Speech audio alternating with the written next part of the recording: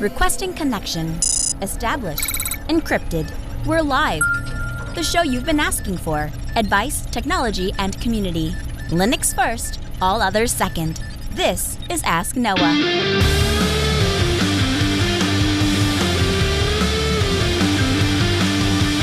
Live from Multispeed Technologies, the Ask Noah show starts right now. This is the show where we came to do all the things on Linux they said couldn't be done and take your questions on how to do the same. The phone lines are open this hour. To be a part of the program, it is a free call, 1-855-450-NOAH. That's 1-855-450-6624, or send an email to live@asknoahshow.com. My name is Noah. I am your host. Delighted to be here with you as another episode of the Ask Noah show kicks off this hour. Joining me is my co-host, Mr. Steve Ovens. Welcome in, sir.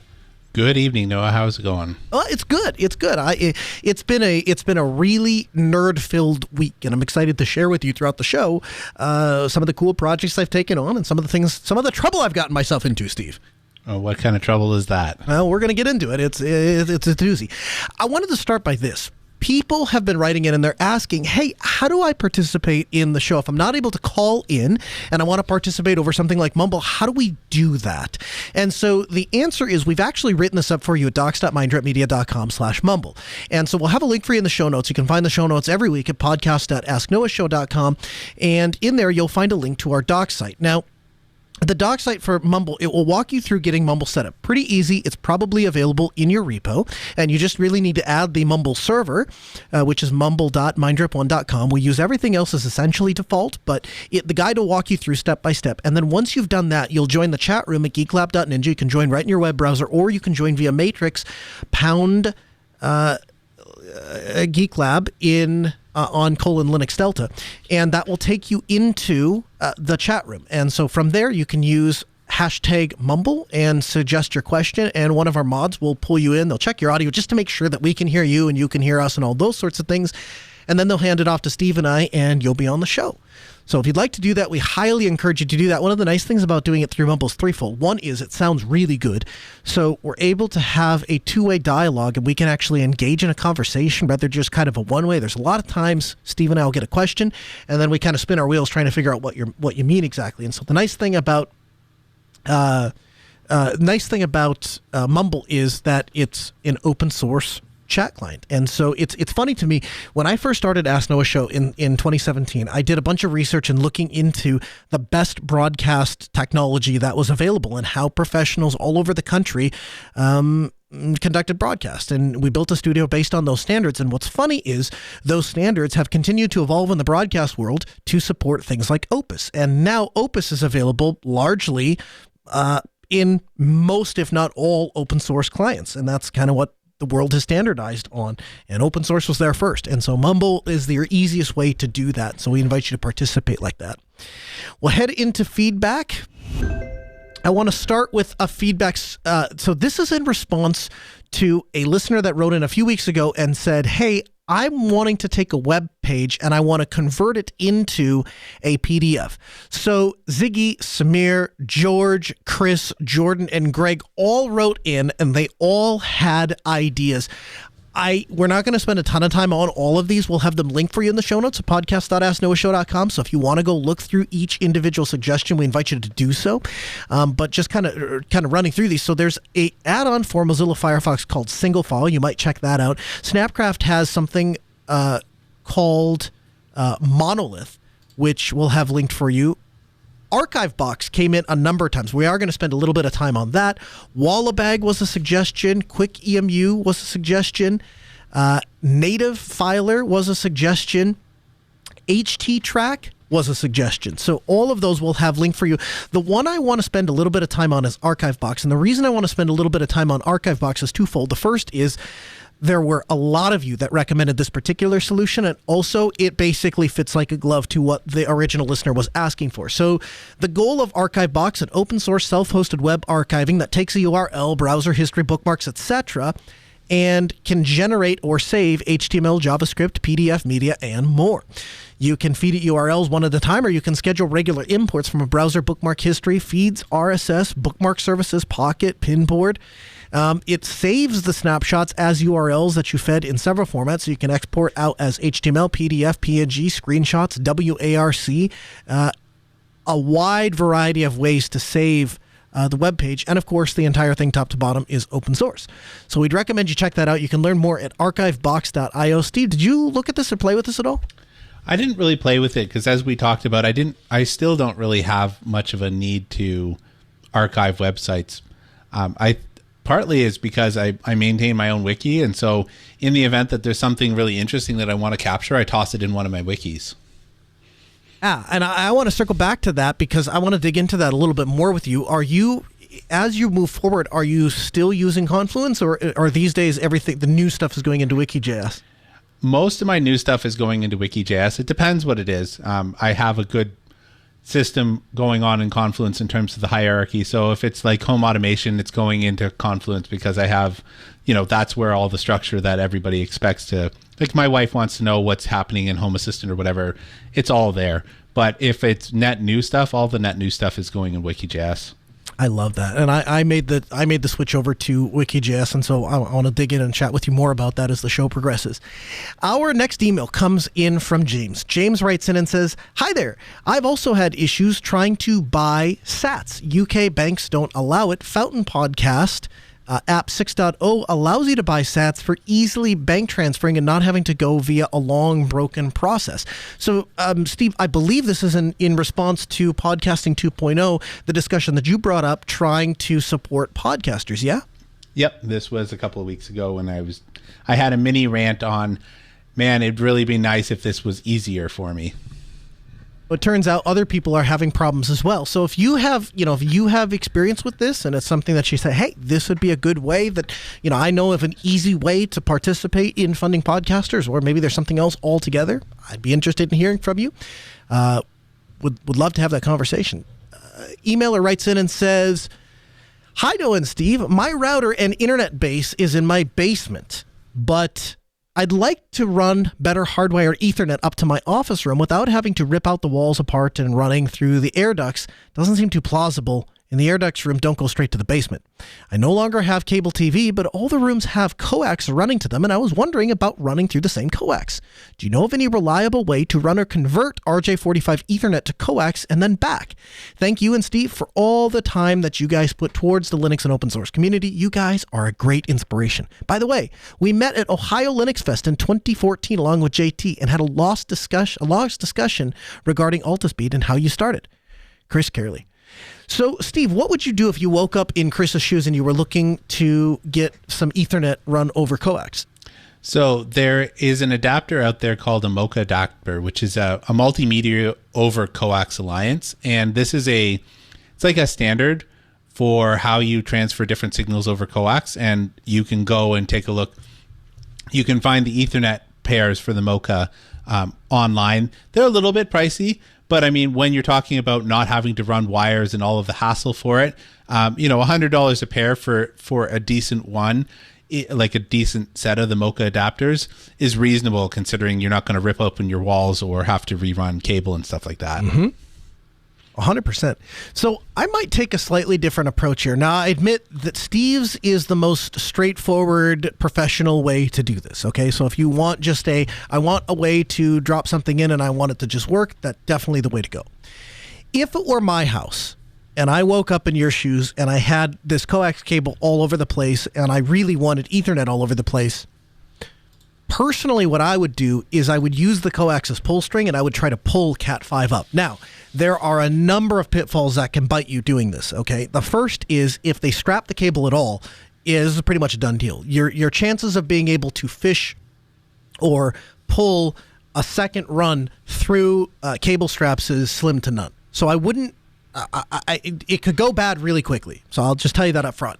That said, I have had a number of houses and businesses where we get in and they have these cable run, and especially with stuff like cable TV, electricians, because of electrical code, will strap every few feet.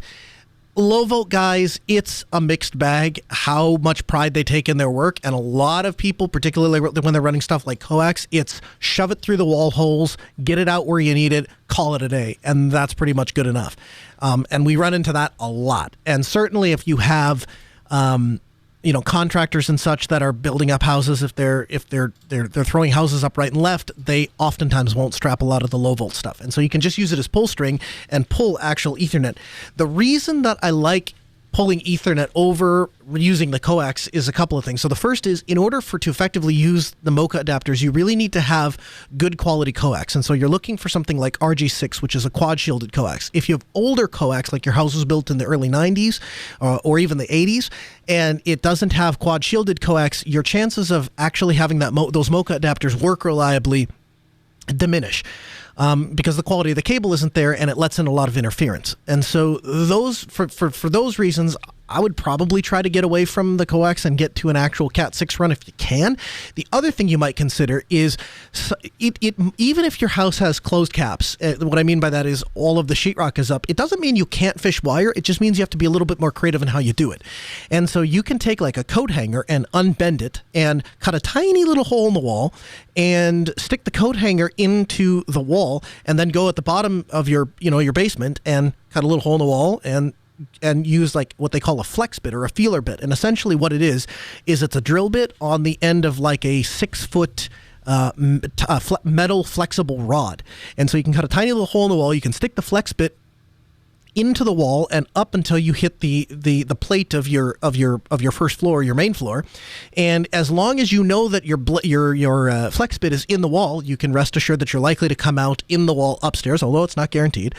And you drill up and you'll come through the plate and come into the wall upstairs. Then you take the coat hanger that we talked about and you can hook onto either the drill bit, or if you push the bit far enough up, you can pull the Cat 6 cable into the wall, and then you can fish it the rest of the way with the coat hanger. I get it. It depends on the layout of your house, all of those sorts of things. But I wouldn't entirely write off being able to fish wire where you need it. But if you're looking for the easy drop-in solution, Mocha adapter is definitely the way to go. And oh, by the way, that is really what, if you called your cable TV company or those sorts of things, they're all using Mocha adapters. In fact, a lot of ISPs now are coming in and saying, hey, we're going to repurpose the coax that's in the wall to do network. So you have to be a little bit careful if you're going to use the drill bit, the flexible drill bit. I have found at least one wall in my house where it didn't go all the way to the ceiling. So like it went up, and initially, I don't know if the room was unfinished or they meant to do a drop ceiling or whatever it was, but essentially there was, I don't know, a half a meter between the top of the wall and where the next floor was. And the reason why this is important is because they ran the electrical wire along the top of the wall. Ooh. So you could have just put, your drill bit right through a wire if someone took a kind of a lazy route to running wires around in your area. Yeah. So the best thing to do there is, if you take even like a stud finder, most modern stud finders will have a voltage detection on it, and you can swipe the wall and you should be able to find if there are any electrical wires. And actually, no matter what you're doing, if you're doing pull string, if you're doing a feeler bit, anything you're doing, if you're working inside the walls, you definitely want to take a gander to see where any potential electrical wires are, and you absolutely would want to stay away from those. That could potentially be a real bad day. Yeah, it could. It's one of those things, like in this case, though, you'd have to know that the stud was there. You know what I mean? Because the wall stopped about, like I said, about a half meter from the ceiling, but then the drywall went all the way up. So there was no clear way for me to know ahead of time that, hey, this frame doesn't go all the way up. Sure. And so you wouldn't know that the stud was down where it was. Not text message, jeez. Tells you what I do for a living. Chat room. Tiny asks in the chat room, how do you stop the coax cable from falling off the cable when you re-pull it? I've had bad luck with Cat 6 falling off the coax cable. So the way you do it is actually, it's a two-part process. So part one is you use something called pull string. And the reason that you use pull string is twofold. The first is it does not tear. You can pull, the tensile strength of pull string is high. And so there's a special kind of knot that you can use. You essentially wrap it around the cable, and it would be very difficult for me to describe verbally, but you tie the pull string around the cable and pull it back so that as tension is pulling on the cable, the knot gets tighter. That's the general idea. And so you'll make maybe 3 of those loops so the pull string is attached to the cable. And then what you do is you pull on the coax cable, and you can rip on it pretty hard because the pull string is a smaller diameter than the coax. And because we have our special knots, it doesn't really matter how hard you pull on it. The knots are unlikely to slide off the end of the coax. And if you want to be even more sure about it, you could put some tape on there. But again, then you're starting to build back up the diameter. Once you've pulled the coax out, and now you should have a pull pull string, a thin string specifically designed for pulling wire. Now you can go back and tie your Cat 6 and you can pull that back on, and you pull it the rest of the way. But that would be the way to keep the Cat 6 from pulling off. The problem with trying to tie the Cat 6 directly to the coax is the only real way to adhere those two things together is tape. And if you pull any sort of real tension on the tape's either going to rip or the cable's going to slide out of the tape, because you're just not going to get enough compression on the tape to adhere those two together well.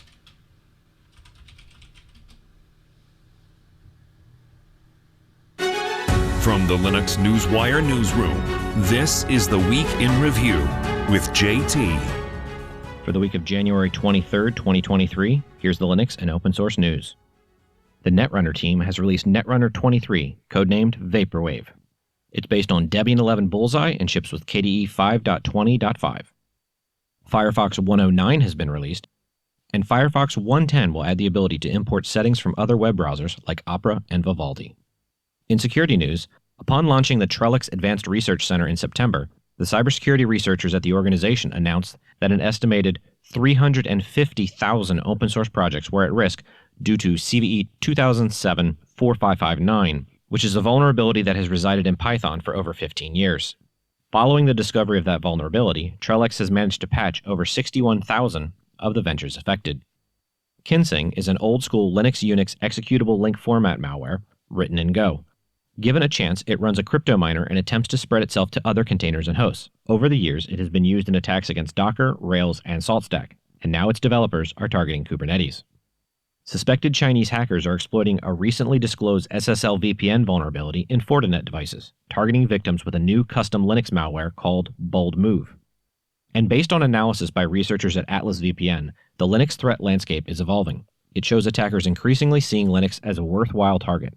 According to the report, the Atlas VPN team has claimed that new Linux malware threat has hit record numbers in 2022, increasing by 50% to 1.9 million for the year. In other news, the Linux Foundation has revealed intentions to create an open-source metaverse. The aptly called Open Metaverse Foundation has been divided into a number of organizations that it refers to as foundational interest groups, each of which is intended to concentrate on a distinct subject. They encompass, among other things, transactions, virtual environments, simulations, networking, security, and privacy, as well as law and policy. And the Fight for the Future organization has released an open letter asking for U.S. legislators to protect privacy, personal data, and the security of the Internet. The open letter has been signed by Proton, the Tor Project, the Free Software Foundation, Tutanota, and a bunch of privacy-focused blockchain organizations. Thank you, JT. I want to talk a little bit about a personal project that I've been working on in my house. So the idea, my backup strategy previously was the following. I had my primary storage server and I have my primary virtual host that sits in my home. And the virtual host backs all of its QCOW2 images up to the file server, and then the file server backs up to a backup server that sits in the house. And I have an offsite backup at an undisclosed location that I take a case full of a bunch of hard drives and bring it into the home and use it to sync up from the backup server. And that's been working for years, and it's been my backup strategy, and it's never really failed me, and so everything has been fine. But it does occur to me that in order for that to work, I have to bring the offsite backup on site, meaning that all of the data and all of the devices are all in one room at one time on one day. Now, not for very long, just long enough to complete the backup, but still, it kind of makes me nervous. So I started to investigate the idea of how could I split this up and make it a little more robust. And so I started looking at, okay, what I would really like to do is primary server stays at home. Backup server actually makes the trek back and forth between the primary server and the offsite backup. So I started to look, what would it take to build a small, tiny little server? And I couldn't really land on anything that I was really excited about. Then I came across the HP Microliant Gen 10 Microserver. This thing is a tiny little 10-inch cube with a 200-watt power supply and capable of supporting up to 32 gigs of RAM. So I'm a cheapskate and I don't like buying anything new. And so I watched until I finally found some poor auction on eBay that wasn't taking a lot of bids and ended up winning the thing for $200. Didn't come with any drives, but the way that this thing is designed is nothing short of brilliant. So there are four 3.5-inch drive bays in the front, and at the top of the server there's one slot for a a 2.5 inch SSD. And so what I did was I put a 1 terabyte SSD in the SSD slot on top. And then I put 12 terabyte disks in the front bay and created a ZFS pool. I put Ubuntu on the SSD and installed ZFS on Linux onto this little HP ProLiant server. Imported my ZFS pool, did my ZFS send, sunk all the data back up, works great. And I thought this is fantastic. And oh, by the way, one of the things that I think is particularly cool about the design of this, instead of having drive caddies like a lot of servers do, the way that they opted to do it is they have little screws. When you take the front cover off, there's a bunch of little screws all the way across the top of the server. And you take those screws out and put them into the drive, and then the drive itself latches into little hooks that are built into the front of the server. And so when you push on the little button, it ejects the drive out almost like a cartridge, or you can shove it back in. But everything you need to install the drives is built right into the front of the server, which is pretty fantastic. So I get everything up and running, and then I start thinking to myself, since you have Ubuntu, and you have a nice, reliable, big pool of storage underneath, but it's not TrueNAS, it's not, locked to what they tell you can do and can't do, what would stop me from installing libvirt? Which, of course, the answer to which is nothing. So I did. I installed libvirt, and then I thought, well, I'm going to slide some VMs over here and see if it works. And wouldn't you know it, a few hours later, my entire house went from running on a 42U rack with big traditional 2U servers to this tiny little 10-inch cube, but had all the same things that I had at my house. I still have a file server. I still have, my home assistant. I still have my home. All of the things that would be running in my home on various different pieces of hardware were running on this tiny little 10-inch cube.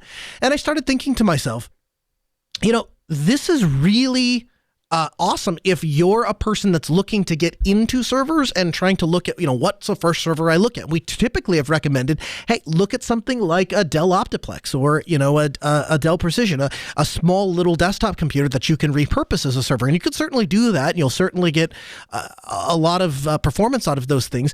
But this tiny little HP server does a really great job, and it's an actual server platform, which is kind of nice.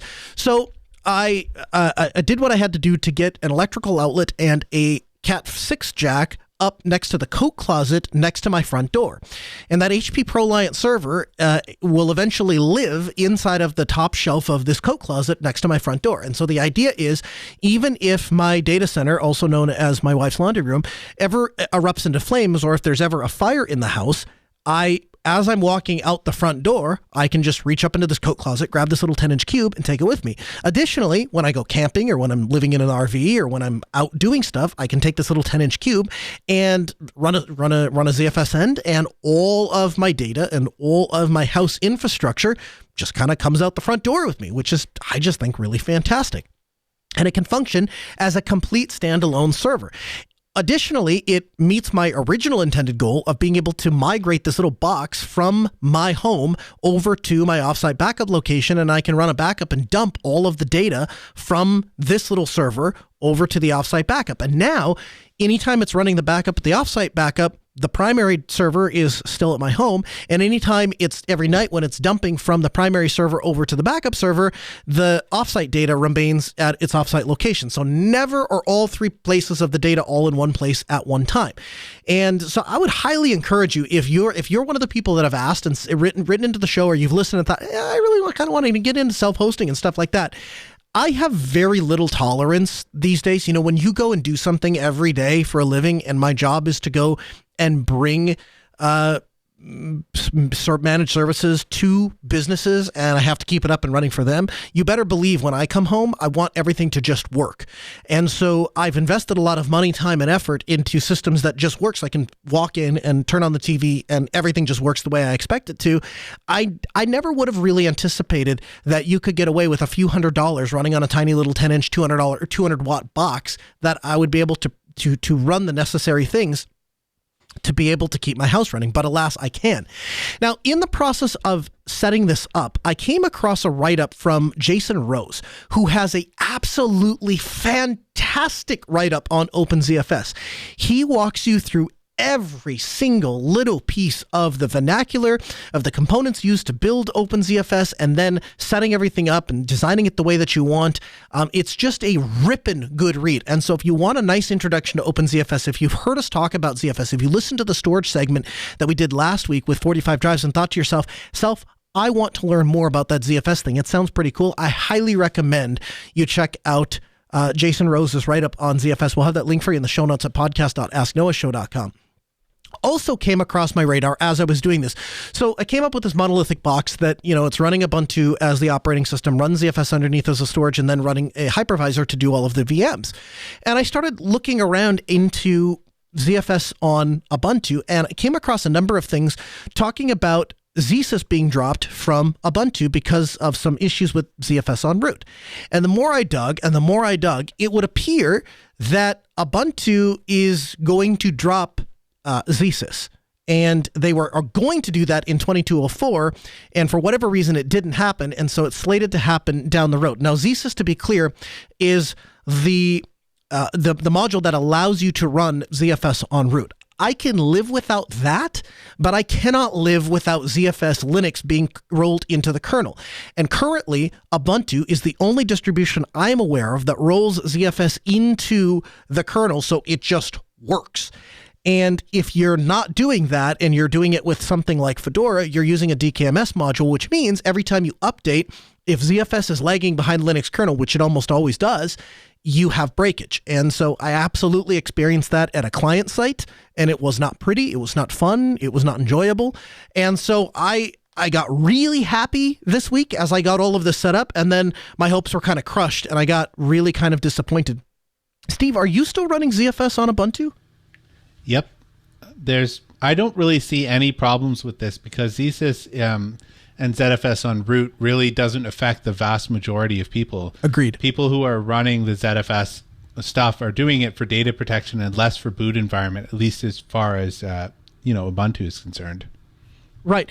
Do you have any reason to suspect that if ZSys is dropped, that Canonical's priorities are shifting and they may eventually pull ZFS from their custom kernel?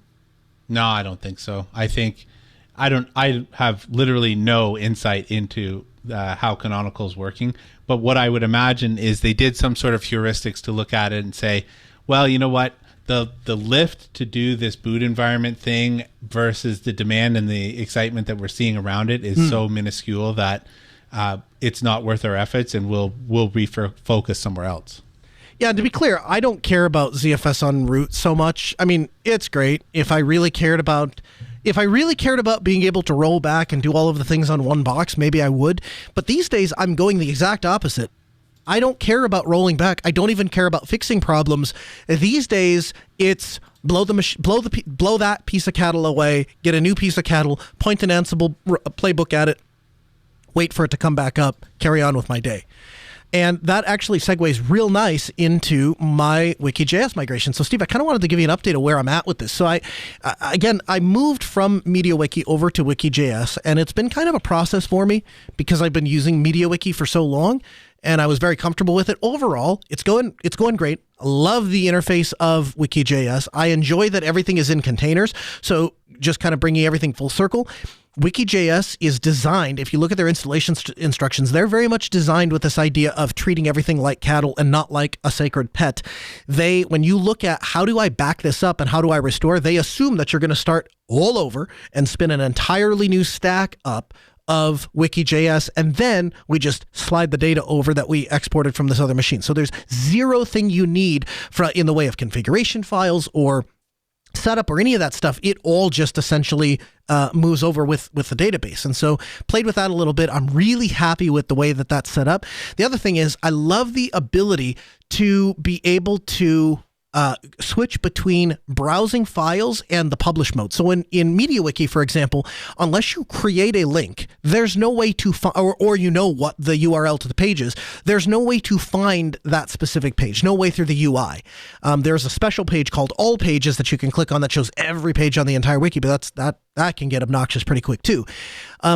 With Wiki.js, there's actually like a browse mode that turns it almost, the best way I can explain it is like a file browser in your web browser.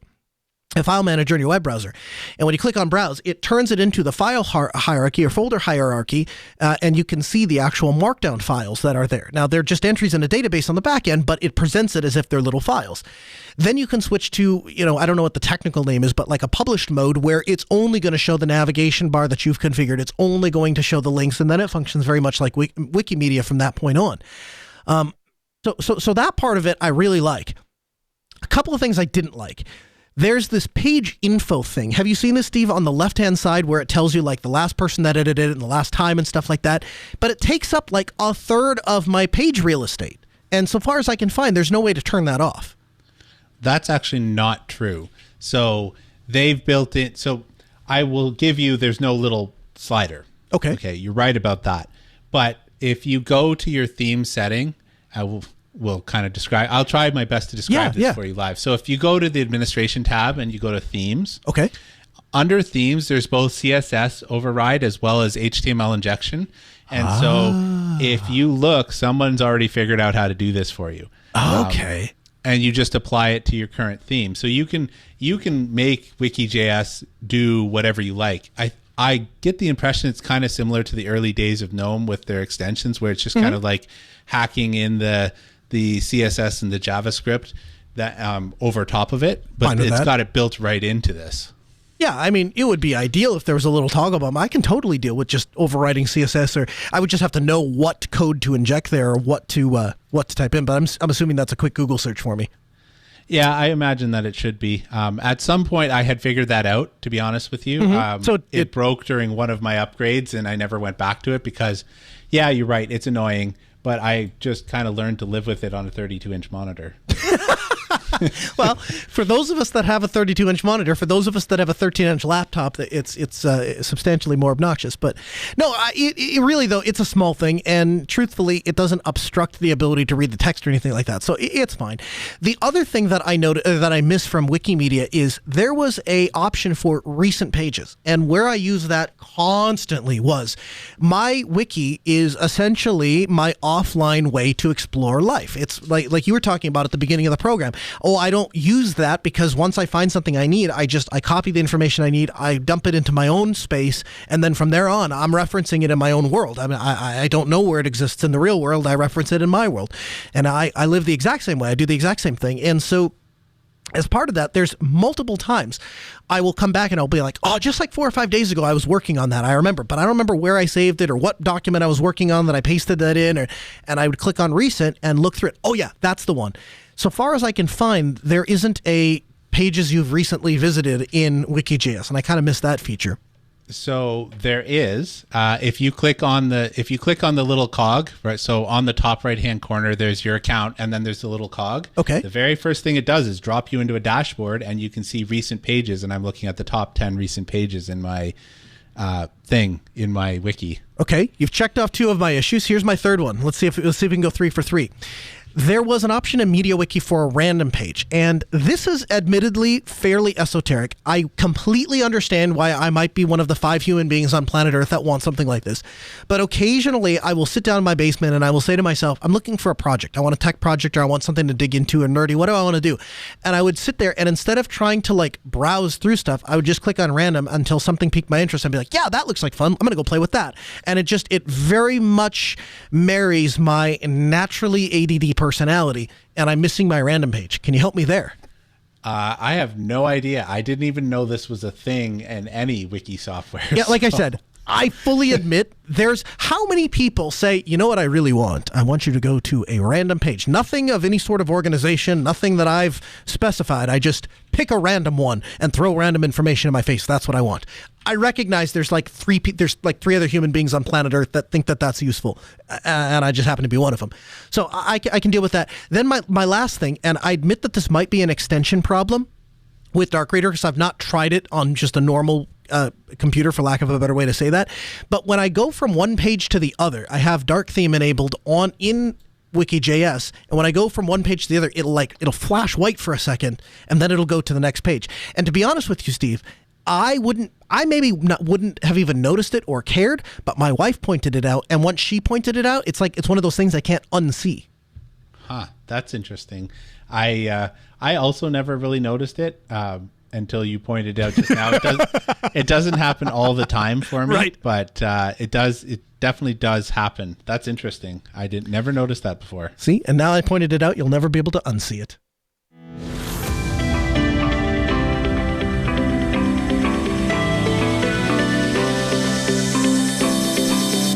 Over the past few days, dozens of tech companies have filed briefs in support of Google in a Supreme Court case that's testing the online platform for liability for recommended content. Obvious stakeholders like Meta, Twitter, alongside other popular platforms like Craigslist, Etsy, Wikipedia, Roblox, and TripAdvisor urged the court to uphold Section 230 immunity in cases for risk muddying the path of users that rely on to connect with each other and discover information online. So a quick recap of what Section 230 is for those of you that haven't been following along. Section 230 is immunity for the host of a particular site. So for example, when we spin up a site, abc.com, you go to that site, the content on that site is published by us, and so I become responsible for the content I put on there. But if I make a site called xyz.com and that site is, you can go post information on the site as a user, I, the site's operator, am not held responsible for the stuff that you, the user, post on my site. You with me so far? So this constantly comes back into question because regulators would love nothing more than to pin the onus of responsibility on the site's operator, thereby being able to exert pressure on them to promote certain content or remove certain content or block certain content. And at the moment, their hands are kind of tied from doing that because of Section 230. And so it's back in court again. This time, really, the argument is over these large tech companies because the argument is that they have too much power and they decide what users can see and what users can't see. And I think both, I guess I'll ask you, Steve, are you of the opinion that you have a right to post on Facebook or Twitter or any of that? Or do you take the opinion that, hey, it's their platform, it's their Sundance, whatever they want to do, we boogie the way they tell us to boogie, otherwise we take off? If you don't pay for it, you don't have much. You don't have many legs to stand on. That's my belief. Okay, so I'm in agreement with you there. So as these companies are testifying in court, it's interesting that Reddit comes to the forefront of the discussion. And the reason is, unlike other companies that hire content moderators, the content moderation that happens in Reddit is what? Driven by people who are just users of the platform. And so they're not they're people and they're part of the community. And so the idea here is some people go and they post poor things or bad things or they, malicious things. And these are trolls, and they're individuals. They don't get paid to do this. They don't have an agenda to do this. I mean, I'm sure somebody does, but they don't have a shared agenda of how to moderate content. Every little community has its own community moderators, and they all do it just a little bit differently. And so the idea is, if you were to take Section 230 out, well, who's responsible for that? Because Reddit doesn't choose what gets posted on the sites, the moderators do. So if the onus is always going to be with the last person that has a say of what's on the site, then do moderators become responsible for the content that users post? And if they don't pull it off fast enough, are they held responsible?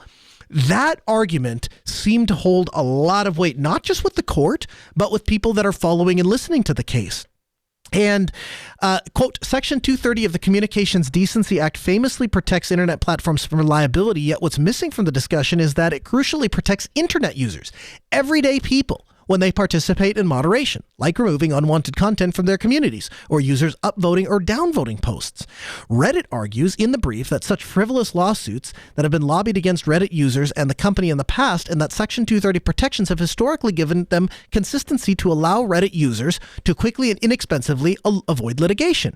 The Google case, raised by the family of a woman killed in a Paris bistro in a 2015 ISIS attack, because ISIS relied on YouTube to recruit her before the attack. The family sued to hold Google liable for allegedly aiding and abetting the terrorist. A Google spokesman linked to ARS to a statement saying that a decision undermining Section 230 would make websites either remove potentially controversial material or shut their eyes to objectionable content to avoid knowledge of it altogether.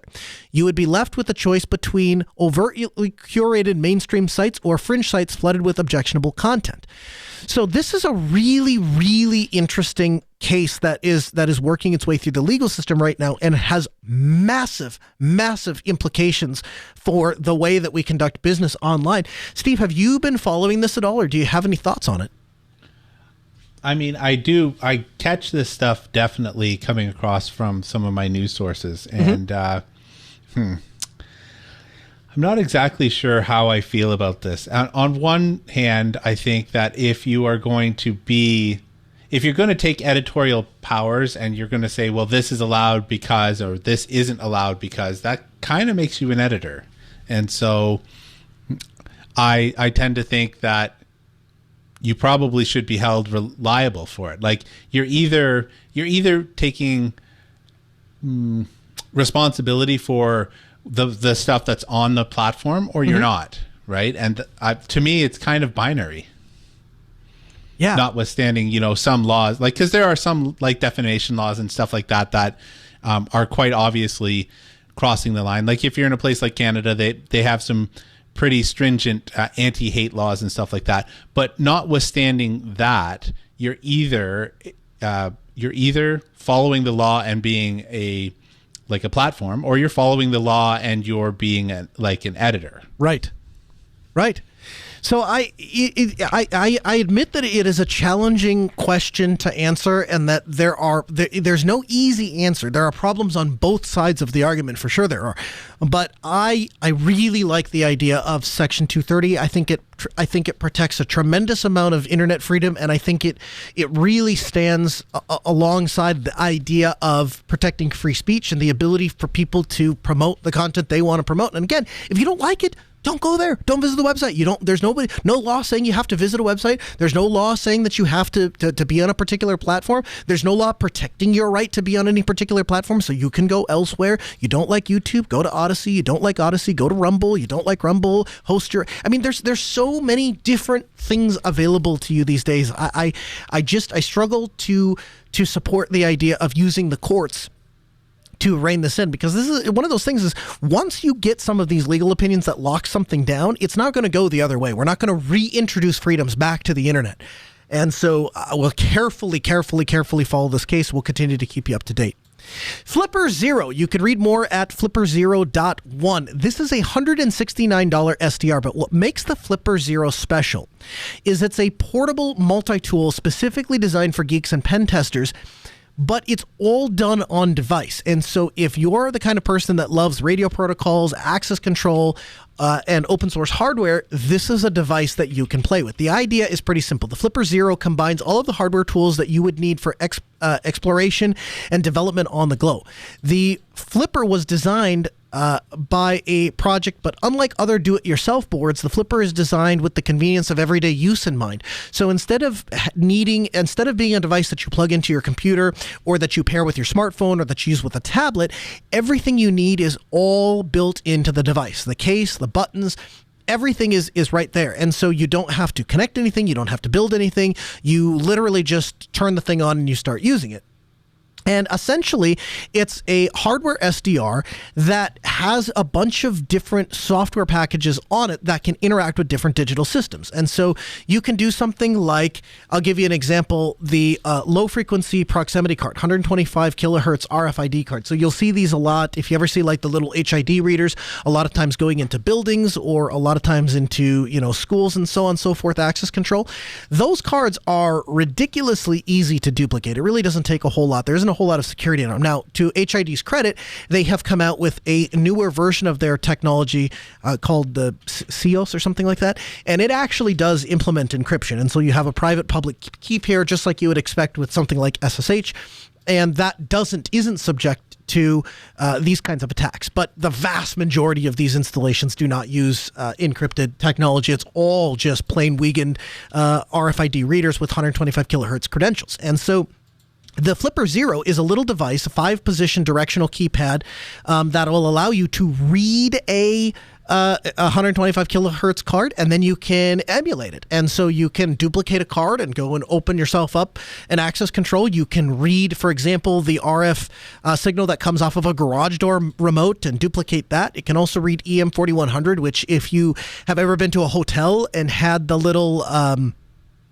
cards that you hold up to the door, and those open, those a lot of times will operate on the EM4100 standards, as well as the HID proxy cards, which we talked about. So it allows you to do all of this stuff with one built-in device, and it's $169. So, Steve, I know you're not a big RF guy, a big radio guy, but is this something that you would ever consider playing with? I mean, throw it on the pile of all the other things that I might like to take a peek at one point. Sure. I mean, at this point, I'm not sure that I have much need for something like this. It's one of those things, like, if I could find a use case, like a compelling use case, then I'd surely take a look at it. But otherwise, like everybody else, got to make choices in that where I'm spending my time. And right now, I don't have a compelling reason to look under this particular rock. My compelling reason is to play pranks on my friend Steve Ovens at Southeast Linux Fest by getting into his hotel room by cloning his room key. You could do that, I suppose. No, but what I like about it though, Steve, is so there is this technology has been around for a long time, and so there's nothing really new under the sun here insofar as Kevin Mitnick 10 years ago was giving presentations on how to duplicate these cards, and you could buy the hardware and run it off of a laptop and do all of these things. This is the first device that I've seen where everything is done on the freaking device, and so you don't have to install any software, you don't have to connect it to anything, which I think makes it particularly cool. Kodi 20.0 has been released. You can learn more at Kodi.tv. That's KODI.TV.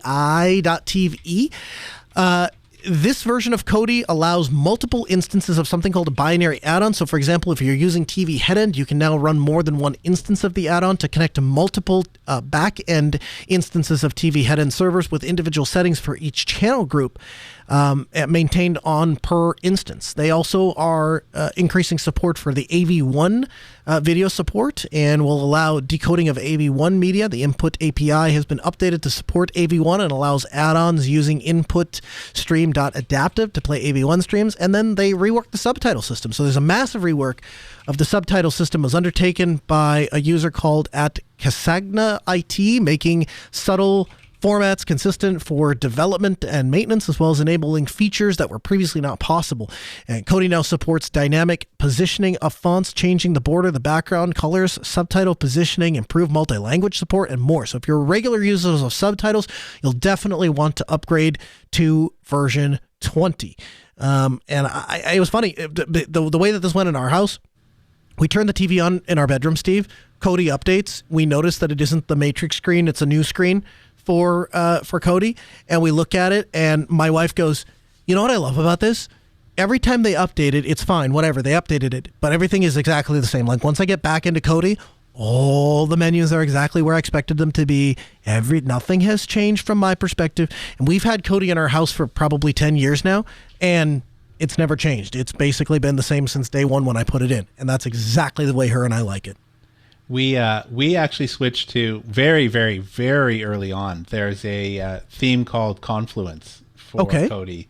And we switched to that so early on that when the Shield TV died in our bedroom a couple weeks ago, we installed Kodi and we're like, why did Kodi change? And we're like, oh wait, it's because we've been using Confluence, like you said.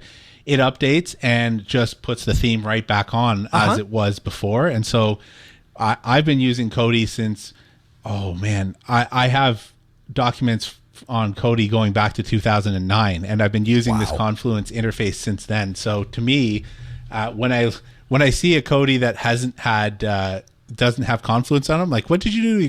What did you do? What did you do to this? Why is it different? Yeah. But you got it switched back over then. Yeah. As soon as I figured out what the issue was, like, went downstairs to the other Kodi box, I'm like, oh, that's why this is using something called Confluence. I completely forgot that I installed this years ago. Do you have software on your computer that you've wondered, is it speaking out to the internet behind my back? Well, we have an article linked for you in the show notes, podcast.asknoahshow.com. Quote, while reading a blog post claiming that macOS X recently started scanning local files and reporting the information about them to Apple, even on a machine where all such callback features had been disabled, I came across a description of a little snitch program for macOS. It seemed to be a nice tool to have in the toolbox, and I decided to see if something like that existed for Linux. It didn't take long to come across OpenSnitch, a package which has been in development since 2017 and now available in version 1.5.0. It has a request for a Debian packaging since 2018, but nobody has completed the job so far, so it's really just for fun. I decided to see if it could help, and I was very happy to discover that the upstream want a Debian package too. And so we've linked to the blog article that discusses OpenSnitch, but this is really cool. If you've ever thought about hey, I've been looking for something. I want to know what my computer is doing in the background and what it's sending to other places. This is an application that you could potentially put on there and keep track of it. Steve, your thoughts? I was aware of this some time ago. I think this is kind of a neat. It's a neat diagnostics tool. I'm not sure that I'd run it all the time, but I definitely, if I remembered, I would definitely put this on when I was troubleshooting.